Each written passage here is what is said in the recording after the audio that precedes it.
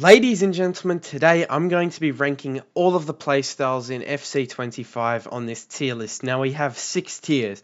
OP, which is pretty self-explanatory, really good, again the same, useful, it has its uses, okay, it doesn't make the card worse, meh, may as well not have it, and bad, it honestly might be better to not have the card, well, to not have that playstyle.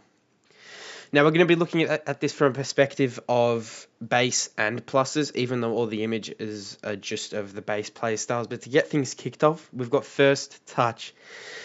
Now I think this is just an okay playstyle. So it might get bumped up. It definitely won't go down to meh. But I feel like first touches, even with people who have the first touch playstyle, aren't that great to begin with. But if you're not sprinting, they're fine for everyone. I never really have an issue of someone who's not sprinting not being able to take a first touch. But it's definitely doesn't make the card worse, and it's still good to have on the card. Now, for Flair, if you have Flair Plus, and that's the only playstyle plus on a card, I would honestly say bad, because it just means you don't get to have a good playstyle plus, but I don't think that's the right way to rank this. So I'm going to put it in meh. It's useful if you want to do flare passes and stuff, but I never ever really see a use for it. Next up, we've got press proven, and I'm going to put this in useful. First things first, it can be useful when taking a touch with your back facing to goal and then quickly turning. You can shield the ball off players. I just think it has uses that you can choose when to use them, if you get what I mean. First touch is only, you get it on the first touch. Press proven, you can kind of choose when to use it. Rapid, it's for me, I'll probably say really good. It helps you get down the line quicker, beat your defenders. I mean, the problem for me is I feel like the players still need to have good dribbling stats, but I still think it's really good. Technical, last year I would have put in OP, but this year it's going in useful, or I'll put it really good for now. I feel like just normal dribbling with players that have higher dribbling is actually good enough this year, and technical isn't that much better. So I think it deserves a spot in really good. Yeah, okay, I will put him really good. I was thinking put it down to useful, but no. For example, I've got a Wirtz card. I do use his technical dribbling quite a bit. It does make players feel more agile when they have it on, and they're still going at a high speed. Trickster, I think, is easily useful. Doesn't make the card worse in any way. You choose when to use it, so it can't negatively affect you, really. And linking it up with some other playstyles, it can be really good. It's a fun one to use, so I'm just going to put it in useful. Anticipate, OP. Honestly, it lets you get away with some ridiculous standing tackles. Sometimes it looks like that's just nailed on to be a foul, and somehow it's just not given as a foul, and you've won the ball with your Saliba, or with your Kanate, or with your Kimmich. Kimmich is the card I use, and Kanate. It's really good, and having this as base is almost a necessity in the defensive positions, especially at centre-back. If you can't quite catch up to the striker, just whack a tackle in, and half the time they'll get the ball with the Anticipate Plus. But just as a base playstyle, it's good. And for me, Incisive Pass is probably my favourite one on the game, so I'm going to put it in OP. It's not necessarily OP. I might just put this as godly, because they're not necessarily overpowered. It's not like we've got anything that is game breaking, so I'll just stick it as godly. But I'm not a first time through ball fiend, but some people who use them know how to use it really well. For me, I just like playing satisfying Travella through balls. You don't even need to have the plus playstyle to do that. I just think it's a really good playstyle. Through balls are so bad on this game typically, but with the plus it makes them decent. Block, I'll put it in okay. Blocking shots is nice, but I feel like it doesn't actually improve that much. Bruiser, at the start of the year I'd put it in really good, but now I'd have to say just useful. It very rarely ever is actually used. I just think having Anticipate is so much better for defending than Bruiser. Yeah. Intercept is good. Again, I'll put it in useful though. as I feel like it still does have a fair bit to do with your own positioning. Jockey. Ooh, Jockey. I'll put Jockey in really good. I think Jockey is especially good for fullbacks, as it can help you not let wingers cut in. Lets you move really fast from side to side. I just think it's a very good playstyle, or a really good playstyle, I should say. Slide tackle. I don't know. I feel like it doesn't help that much, so I'm just going to put it in meh. I know you can get good use out of it, but I just feel like most of the other defensive playstyles are better, and it can make me go for slide tackles I shouldn't and still end up giving away a foul. This year, long ball pass, last year I would have had it in godly. This year, it's really good or useful for me. I'll go with really good. Helps you play those cross-field through balls, over the top through balls, and I think that's helpful. Pinged pass, useful. I mean, if you want to do a powerful pass, it's great. It doesn't really affect the first touch of the other player. It is useful. Tiki-taka at the start of the year, honestly, I would have had it godly because your players just could not play passes. But now that people have the stats and can do just regular ground passes, it's only really good for first-time passes. And for that reason, I'd say useful. Whipped pass, for my playstyle this year, I very rarely cross it in, despite having Harry Kane as one of my strikers for a long part of this year. I feel like crosses are just good enough anyway this year, so I'm going to put it in okay. Well, it could be useful. I'm just going to put it in okay. Acrobatic, for me, this year, meh.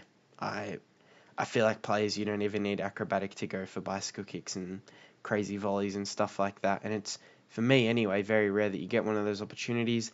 Aerial, between godly and really good. I mean, Van Dijk, I have scored a hat-trick of headers with him. I'm going to put it in godly. You guys have been destroyed by Van Dijk before. I'm sure you know the feeling. Long throw.